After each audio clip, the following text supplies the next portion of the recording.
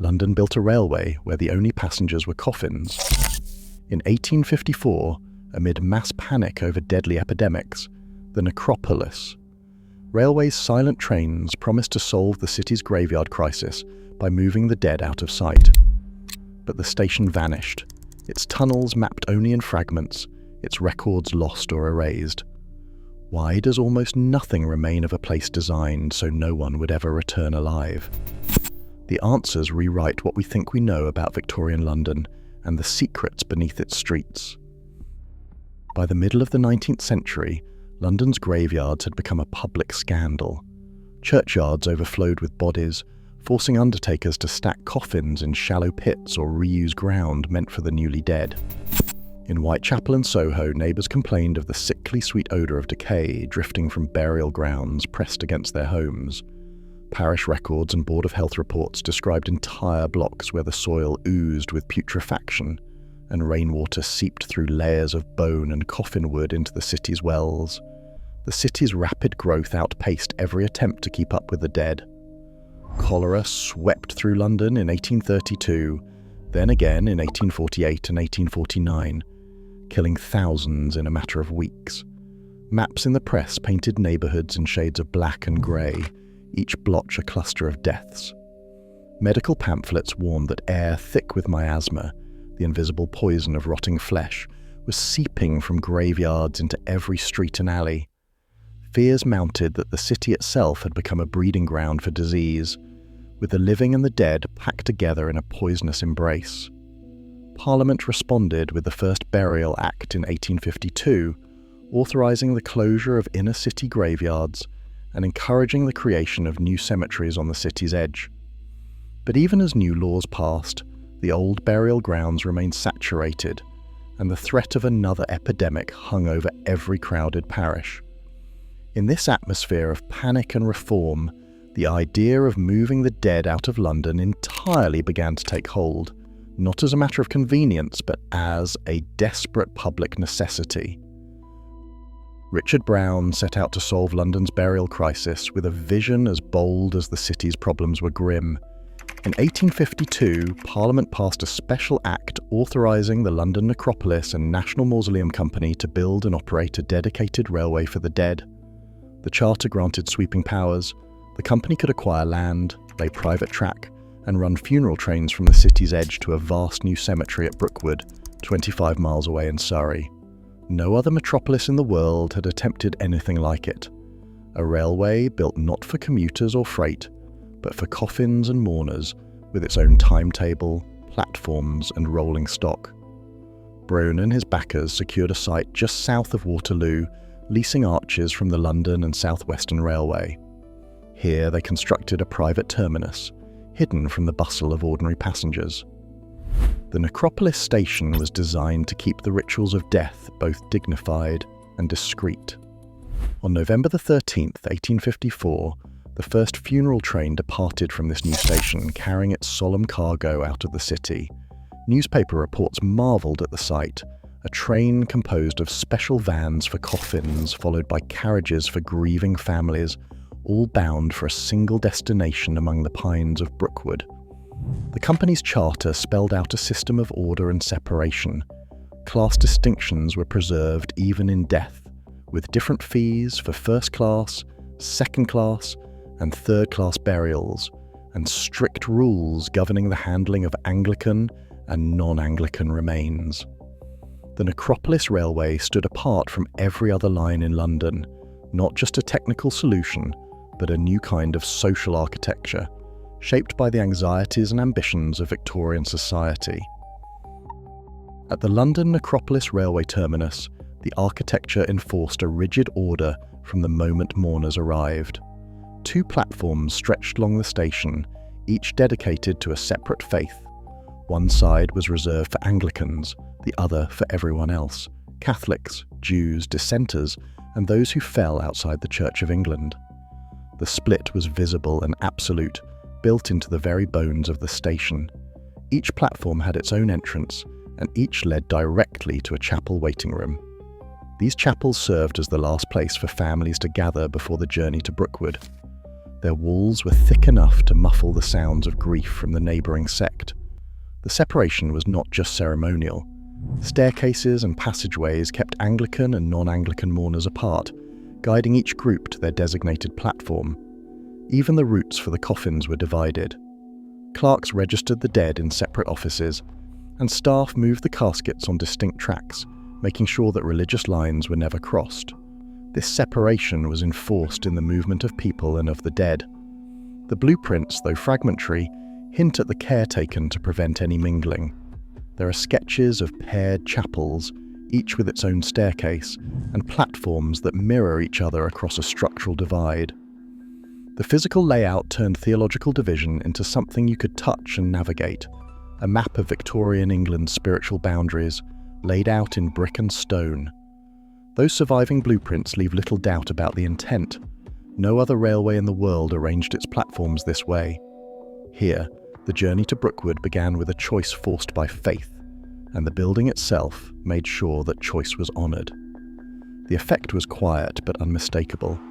The dead and their mourners entered a system that sorted them by creed before they ever reached the cemetery. In this station, even architecture took sides, and that choice was built into every corridor and stair. Inside the Necropolis Railway, class was not just a detail, it was built into every journey. The railway carriages came in 3 tiers, echoing the divisions of Victorian life. First-class coffins travelled in mahogany-lined vans, each space reserved and marked with a polished nameplate. Mourners in first-class compartments found privacy, cushioned seats, and sometimes a small table to rest flowers or a Bible. Second class was simpler, with plainer fittings, fewer comforts and less ceremony. Third-class funerals meant plain wooden boxes grouped together with no individual recognition. These coffins were stacked in bulk, often side by side, and were rarely mentioned in the surviving records. The physical separation extended beyond the carriages. Some accounts describe administrative offices and storage rooms linked to the platforms by passageways, designed for the discrete movement of coffins and paperwork. Yet the details of these connections remain elusive. Surviving plans show entrances and staircases, but the full routing, especially any tunnels beneath the platforms, has never been conclusively mapped. Only fragmentary blueprints and scattered references hint at a more complex network below ground, possibly allowing staff to move between Anglican and non-Anglican areas out of public view. The underground details remain uncertain. Historians searching for evidence of hidden tunnels or crossovers have found only gaps in the record. No confirmed measurements, no engineering diagrams, just faint traces in insurance plans and the occasional anecdote. The structure itself was designed to keep the rituals of death orderly and unseen, but the true extent of its underground world remains speculative. In the end, the material hierarchy of the Necropolis Railway was as much about what could be seen as what was deliberately concealed. The architecture enforced social order on the surface, while the possibility of secret routes beneath adds another layer to the mystery. A system built for separation, with some boundaries left forever in shadow. Every coffin that entered the Necropolis station began its journey under the watchful eye of a clerk. Registration came first. Each name, class, and religious affiliation was recorded in ledgers that once tracked the city's mortality with mechanical precision. The process was brisk but exacting, a label pinned to every casket, a destination assigned, a fee collected according to the tier of service. Once logged, the coffin moved from the intake room to the mortuary arches or waiting chambers, where staff prepared for the next step in the chain.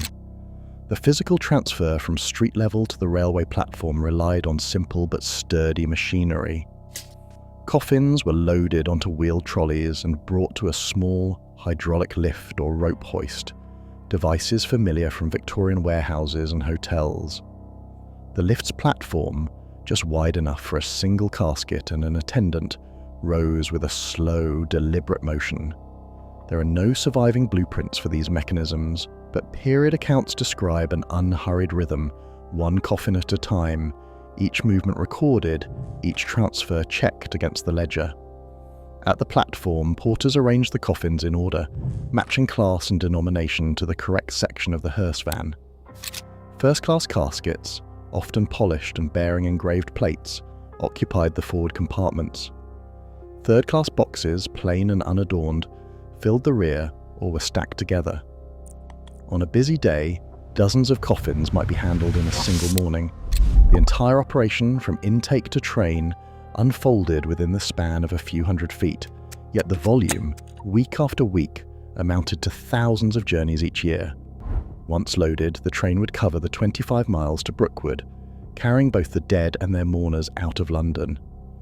The ledgers that documented this choreography have mostly vanished. Only fragments remain, leaving behind a system whose scale and rigour can now only be pieced together from scattered traces. By the early 20th century, the Necropolis Railway was losing its purpose. London streets were filling with motorised hearses, giving families the freedom to choose route and schedule. Funeral directors found it easier to drive directly from city streets to suburban cemeteries, bypassing the rituals and restrictions of the railway. New burial grounds closer to the city, reachable by car or tram, chipped away at the railway's once unchallenged monopoly on the dead. Demand dropped steadily. Where funeral trains once ran daily, by the 1930s they ran just once or twice a week, and only if enough bookings justified the journey. The ornate carriages and social class distinctions became relics, outpaced by the speed and privacy of road transport.